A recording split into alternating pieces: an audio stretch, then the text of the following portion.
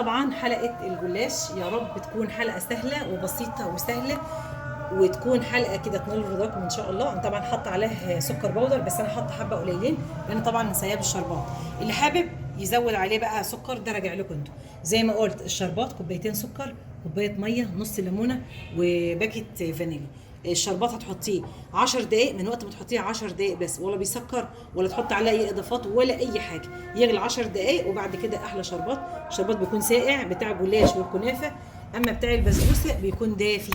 ما تنسوش تعملوا اشتراك في القناه وتفعلوا زر الجرس عشان يجيلكم كل جديد من قناه اميره حسن. طبتم في رعايه الله، وكل عام وانتم بخير. نعمل كنافه وان شاء الله جلاش، بس يعني ايه، كل ما نعمل حاجه كده بالدور كده ايه نوريها لكم. اول حاجه معايا هنا كيلو لبن 4 كوبايات، اللي هي المج الشاي الصغير. معايا هنا 3 معالق كاستر، ومعايا هنا معلقه كبيره كريم شانتيه، ومعايا فانيليا، ومعانا هنا سكر وسمنه.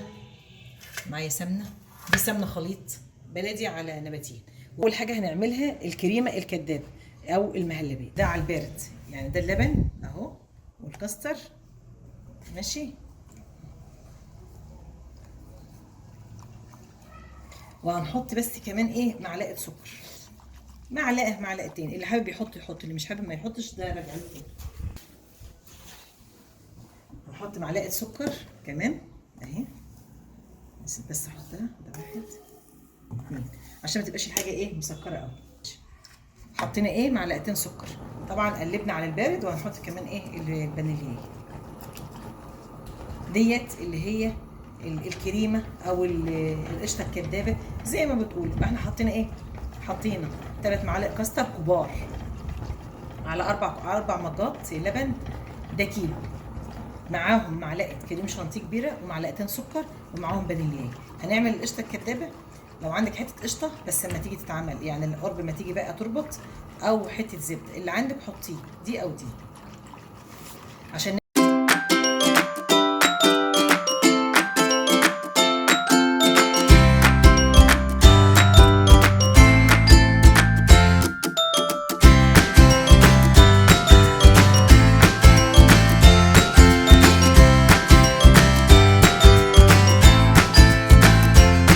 كده يا بنات. المهلبيه بتاعتي او القشطه الكدابه خلصت اهيت.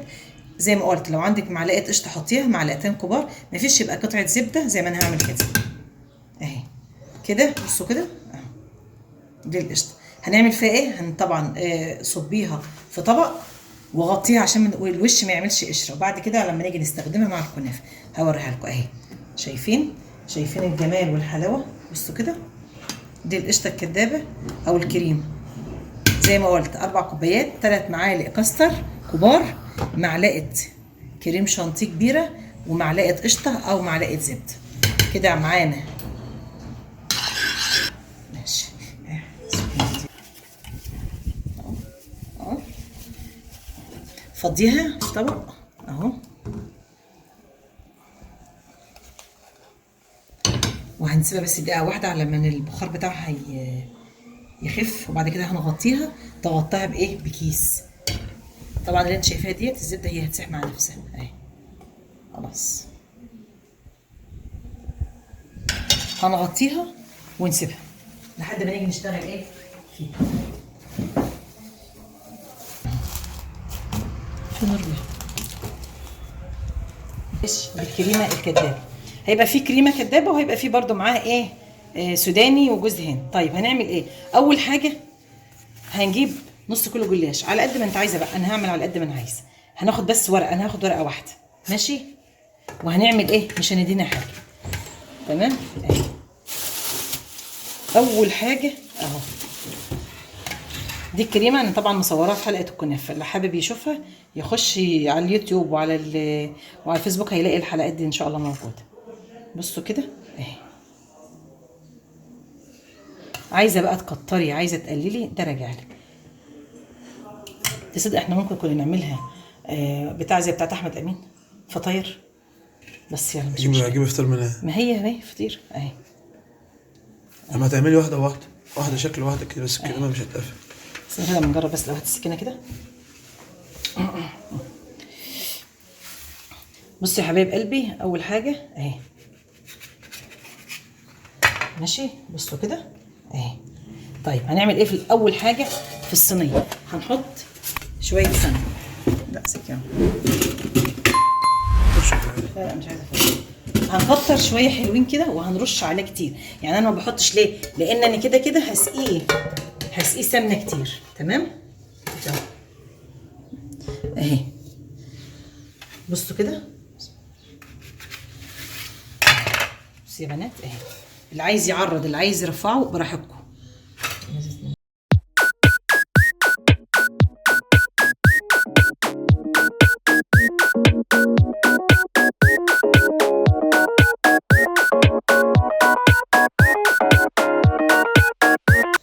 عامله واحده اهي. عملت لكم اول واحده اللي هي المجوز. طيب هنجرب دي كده عشان ايه؟ نحاول ان احنا ما يطلعش من الجناب.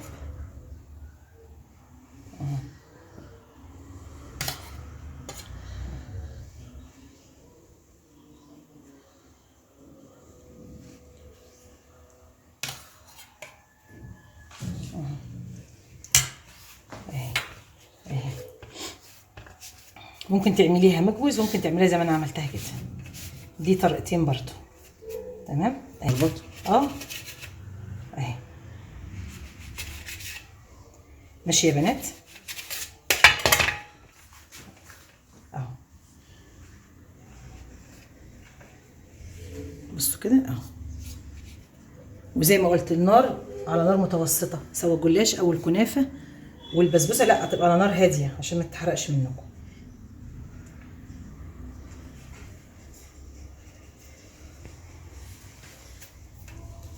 ماشي هخلص وارجع لكم. بصوا هنعمل لكم بقى ايه؟ الفطير. عارفين الفطير اللي هو بيبقى عند احمد امين اهو. على فكره ده احلى حاجه كمان اهي. بصوا كده اهي. تبقى خطيره ان شاء الله اهي. انا عامله ورقتين ماشي. المهم تظبطيهم مع بعض اهي اهي اهي. ماشي. وقوم جايه عاملاها كده اهي. لا بتلم تحت. استنى بس هنقلبها يا عمر. بصوا كده اهي. ماشي اهي. ايه رايكم بقى؟ والله احلى من الصوابع اهي.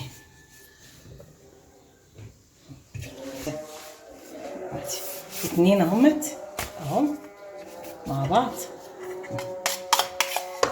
اهي. تعالي في النص اهي.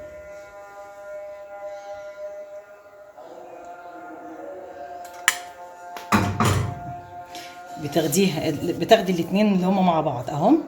تقوم جايبه التانيه كمان عليها اهي. ما تحطيش زيت ولا اي حاجه. كده كده هتحط عليها في الارضيه، هتحط تحتها وتحطي على وشها كتير تزوديها اهي. بصوا كده اهي. دي التانيه اهي. لا استنى بقى انت كده ايه؟ انت شلت ليه؟